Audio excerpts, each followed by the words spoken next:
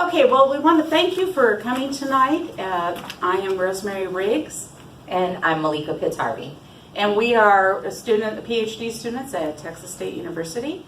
And we are delighted to have this opportunity to talk to you about a new type of presentation tool that you can use in your classrooms, but that you can also use as part of the Teacher Enrichment Leadership Academy's training videos. So we are going to get started and introduce you to Pecha Kucha. Pecha Kucha, it's a presentation thing. So for today's activities, these are the objectives. These are the things that we want to accomplish today. We are going to be able to describe what a Pecha Kucha format is.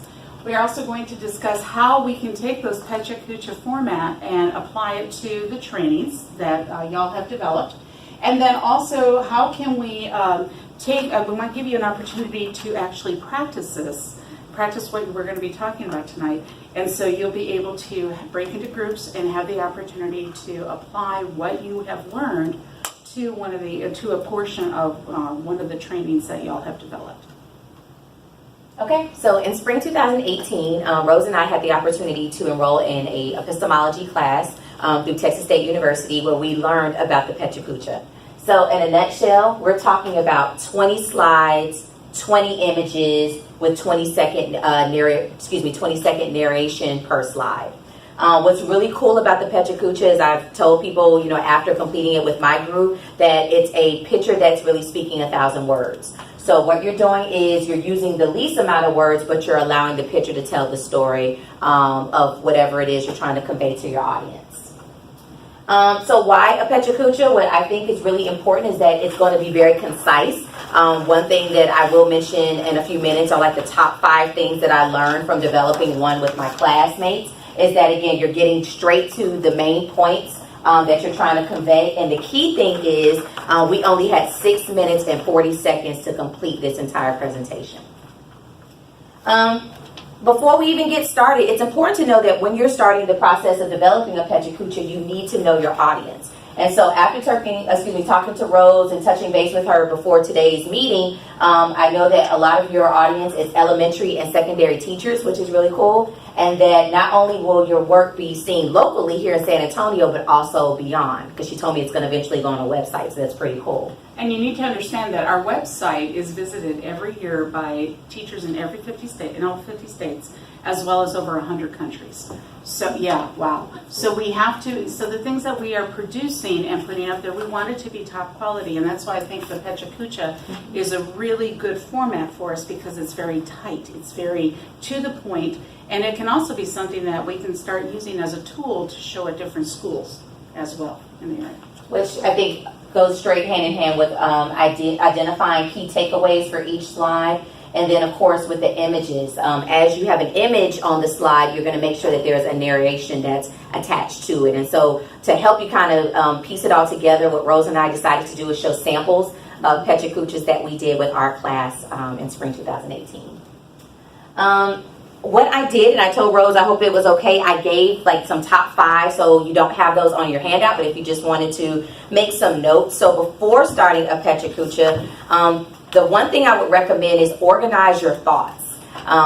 Think about, again, your audience. What is the message that you want to kind of convey to your audience of choice? 2, make sure that your graphics, they're pretty much the heart of the message.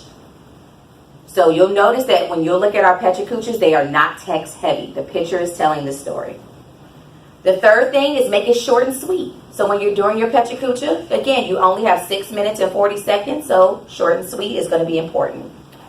Number 4, what I learned is when I was working on the Pecha Kucha, I used PowerPoint, and it's important to know that there have been a lot of cool upgrades that have been done to PowerPoint. So we were able, my partner Chris and I were literally sitting at a desk. We set the timer on PowerPoint, and that's how we were able to keep it going. But I also didn't know that if you use a Mac, Keynote actually has that feature as well. So I just wanted to put that in.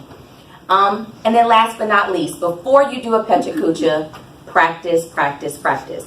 I remember when Chris and I went to the table and we had our script and we were looking at the timer, we realized that we had to keep slicing the text down so that we could still stay within the 20 seconds. So I tell people, please be prepared to know that you may have to do a few takes before you actually get it polished in the way that you want it. And the other thing too that you have to remember with the practicing, it's also about your enunciation, making sure that you're speaking clearly, that you're speaking slow enough, but not too slow. Because when you're narrating something, you want it to be at a conversational pace. You don't want to talk like this. Right. That's going to put everybody to sleep. So you want to make sure that you're conversational and you move it along. Okay? All right. So you all know that as teachers, members of Teacher Enrichment Leadership Academy, we have worked very hard to put together some different training programs specifically designed for teachers. One of those is our Science Night training program. And all of you that are in this room have worked on putting that together. And it's time for us to tweak it, take the lessons that we've learned, and apply that to our training to our training program, and be able to actually put it up on the website so that other teachers, not just locally, not just those that can attend the actual in-person training, but everybody who is interested in putting on a Science Night can have access to the tools that we've put together and the tools that y'all created. So we have grant writing, Science Night, and peer mentoring. We can do this with all three, but we're going to start with Science Night. The reason why I want to start with Science Night is because, again, you all had a hand in developing that one. And we've been very, very intimately engaged with Science Nights. You've been going out to different schools. You have an idea of what they're like. We wrote a paper on it, which has been submitted and has been accepted for publication. Yay, good job. Congratulations. Okay. So we're going to be posting this to our website. And it's also an opportunity to share it with our colleagues. We've always talked about going out to schools and sharing at faculty meetings what we do. Well, now you don't have to physically go there. You'll be able to show it or tell teachers at other schools, hey, take a look at this. Click on it, show it at your next department meeting, and it'll help you to put on the Science Night. Okay?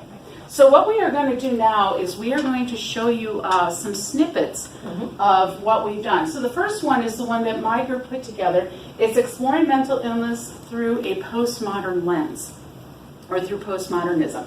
So there are 9 slides. You will see that they're 20 seconds each, so you're only going to watch about 3 minutes. And after that, then we'll show you part of Malikah's.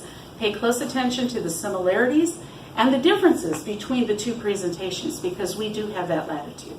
So that was one example of what a Pecha Kucha can be like. Now, because we're running this through PowerPoint instead of the actual Pecha Kucha, there's a little bit of lag time with the narration. But when you watch it, this is posted on YouTube. So when you watch it on YouTube, it flows a lot better. So that's something to keep in mind because we're not going to have that lag time on what we actually post to the website. Right. This next one is the one that Malikah and her group did, and it was on choosing home births over having a hospital birth. And again, 9 slides, 20 seconds each, 3 minutes. Pay close attention and do some comparisons between the two. Okay, so those were 2 different very different topics, but also different methods of presenting the Pecha Kucha. You'll notice in Malikah's, well, I'm not going to say what they're going to notice, because what we'd like you to do at this time is, Juliana, you volunteered to be our recorder. Thank you. So we want to have a little bit of a discussion and talk about what did you observe, what are your thoughts, and can you think of any applications that you might be able to use Pecha Kucha for in your own classroom? I noticed between both of them that the pictures, if they were just pictures by themselves, I probably could have understood what their Pecha Kucha was about.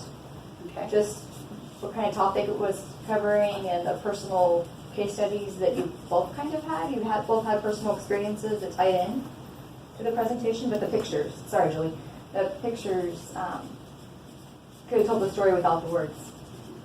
And that was one of the hints, one of the tips that Malikah had shared with you, that you can see how important the imagery is when you're doing a Pecha Kucha. What else?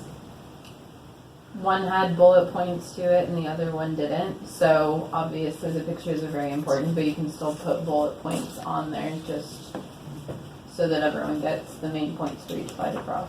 Absolutely. Absolutely. And that's an important thing to understand. There's no one set way of doing a Pecha Kucha.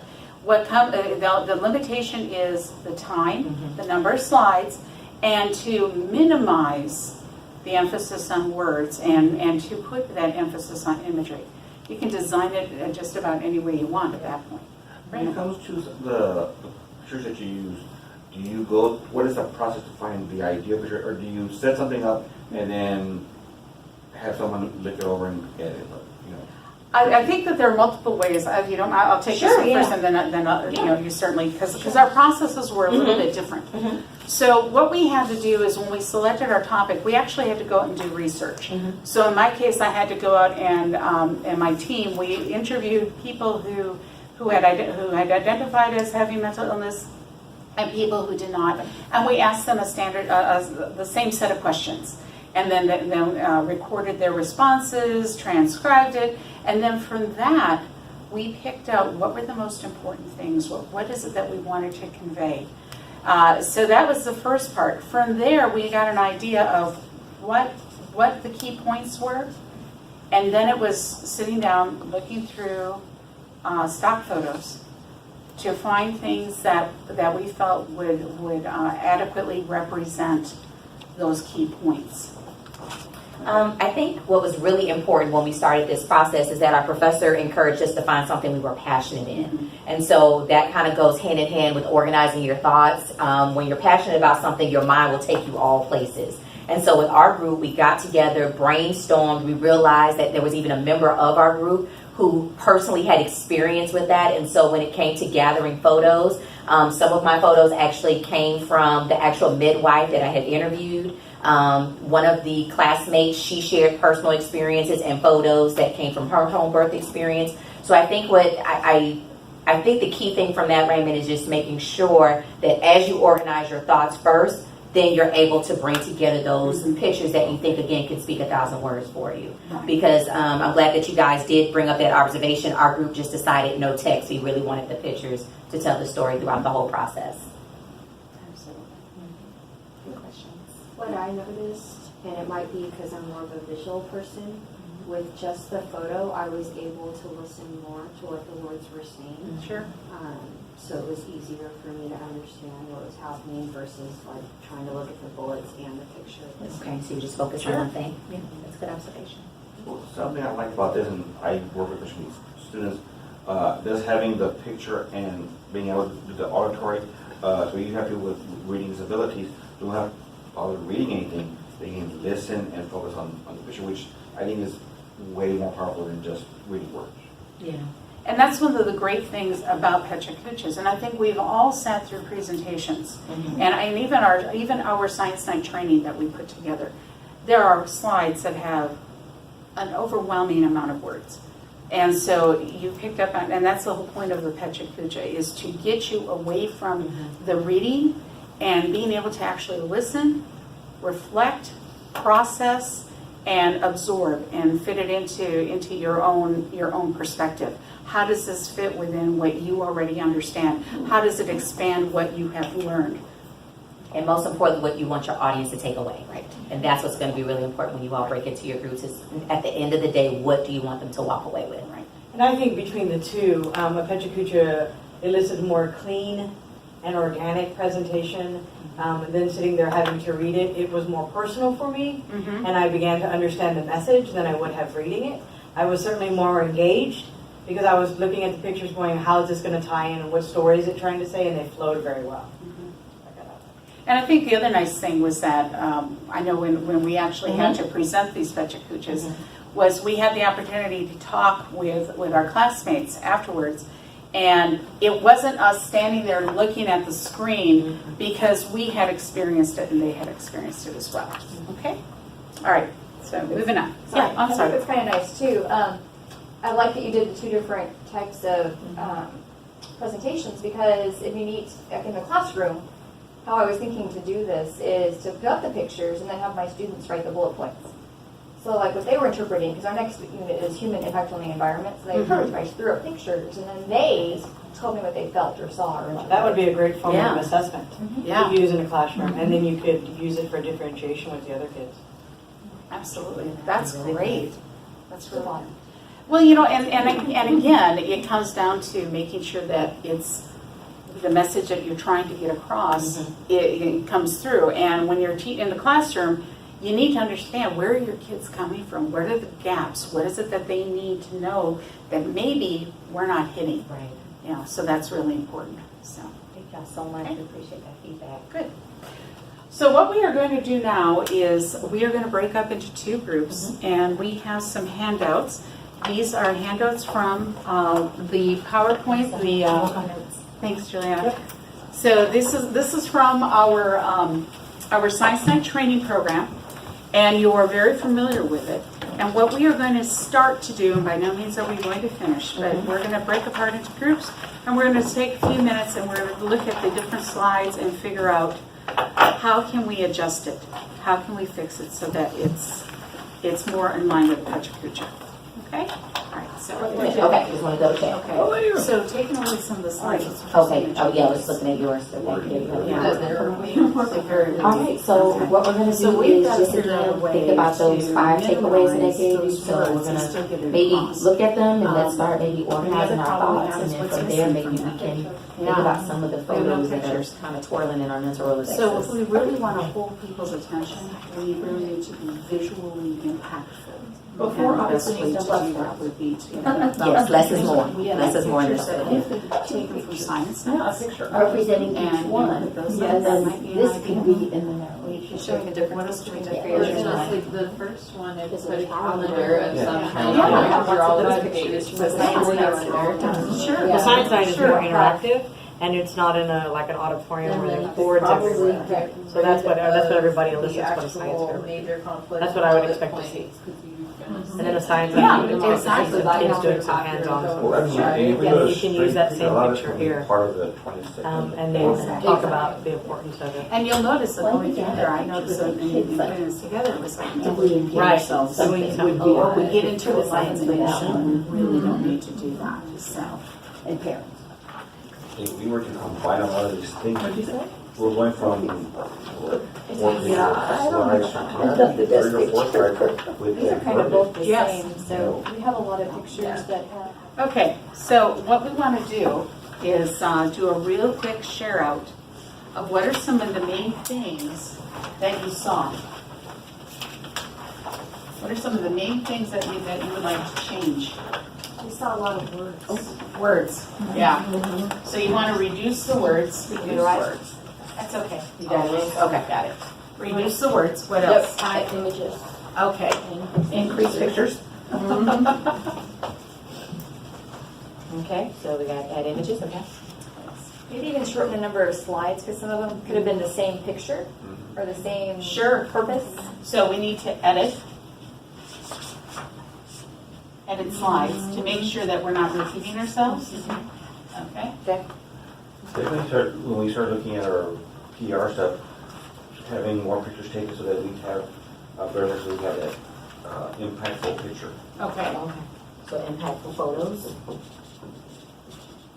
And I think when you're thinking about the Pecha Kucha, when you select those images, you get to be able to add the passion that you already have for what the topic is on that you're talking about. So that's going to be a bonus when you select the right picture. Sure. Exactly right. So my question is, was this helpful? Does this give you a better idea of where we can head with our presentations and being able to post this? And do you think that this will be helpful to teachers, to your colleagues? Yes. Okay. Even if you even presented or put up a Pecha Kucha how-to along with it, that would be That's a a good great idea. resource. Because I'm excited about it, and I'm just an average teacher, and I think everybody else should be. Well, not average in size, but You're awesome. I think it would be a great idea if you did that as well, because this is a very great presentation. And it's another tool in our tool belt to use with these 21st century kids. Yes, that's true. And nowadays, we're looking at kids that see things very quickly and a lot of turnaround. If it's not quick and impactful, they're like, we don't Well, and they're all about images. They're Yeah. images themselves Yeah. and the image that they portray. And if they stop and listen or look at a picture and listen, then I think it will be more impactful for them. And then they'll have a tool to be able to present themselves or to get their message out themselves. A 10-slide presentation. Mm-hmm. How long on average do you think it would take a teacher to plan in order to make it happen, but also to find your images, etc.? Because I know that would be a question.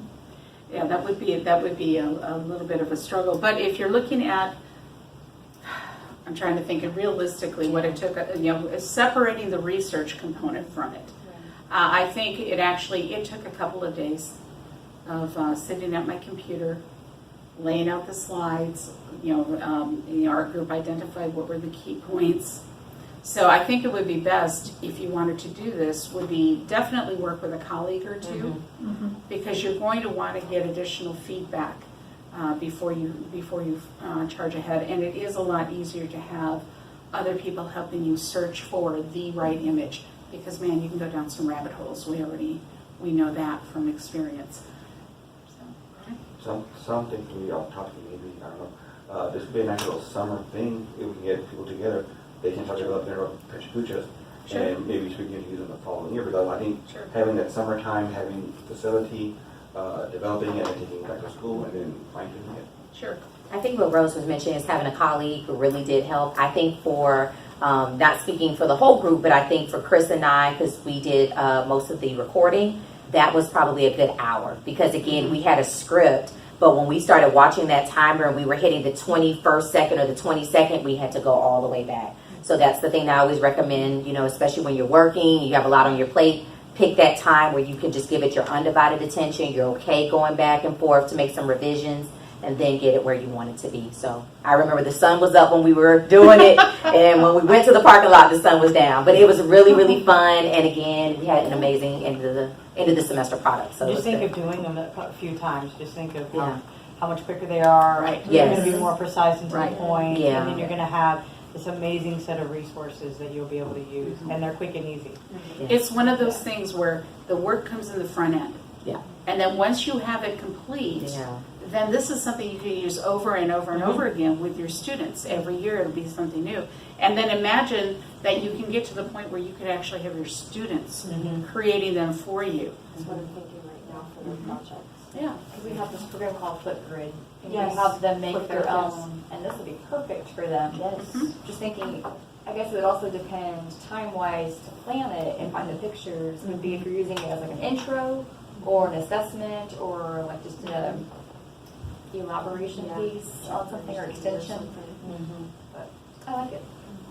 Well, good. Do you have recommendations as far as, you mentioned stock photos, but any other recommendations as far as places where you can find Well, a lot of my good photos. quality photos? I know you mentioned some were personal, but I would too. I just did Google search. Yeah, I was going to say I did the That's it. Google. Just do Google search, but make sure that when you're putting it together, I don't know if you remember, you have to cite the source. Right. So you'll know somewhere on that slide, you would notice that there's a little credit on the slide itself. Find something you're passionate about, it's going to go fine. Right. It's going to go fine. I just really do appreciate Dr. Coriel for giving us that opportunity, because I didn't even know that there are competitions for this now. People have conference sessions on Pecha Kuchas. I didn't even know that, so that is a really big trend. So we're hoping that we will pass this on to you all, that not only will you use it in your classrooms, but this may be great professional development, regardless of your associations you're a part of, or just great opportunities that you can even pass on to your colleagues at your school. So I didn't realize how big this really was becoming, This but is huge. And there are big cash prizes too for these Pecha Kuchas. But yeah, it's I was able to present last year at a conference. Yes, and so now, and I've been contacted by several different university professors that have asked to use the Pecha Kucha in their social issues classes, and so I've given them the permission to do so. And so this could really turn into an educational tool that far exceeds what you think it's going to happen. Imagine putting it on your website. I was Imagine that. thinking like flip classroom. Yes. Because we do that at our school. yeah, absolutely. Mhm. Did you all have any other? This is great. I mean, do you all have any other questions? I know we'll definitely give you all the handouts, and if you just Google Pecha Kucha, there are tons of informational videos and tons of resources online. But I think for my piece, I just wanted to remind you about the top 5. I mean, again, just because I was behind the scenes with Chris during the taping, again, when you're passionate about something, you could talk about it forever. So it's important to organize your thoughts, make sure you have your photos in line, make sure, again, that you're practicing so that, again, it'll flow and you'll walk away with an amazing product. So we thank you for your time, and good luck. Yes, thank y'all so Thank much. you. Appreciate you. Thank you. Thanks.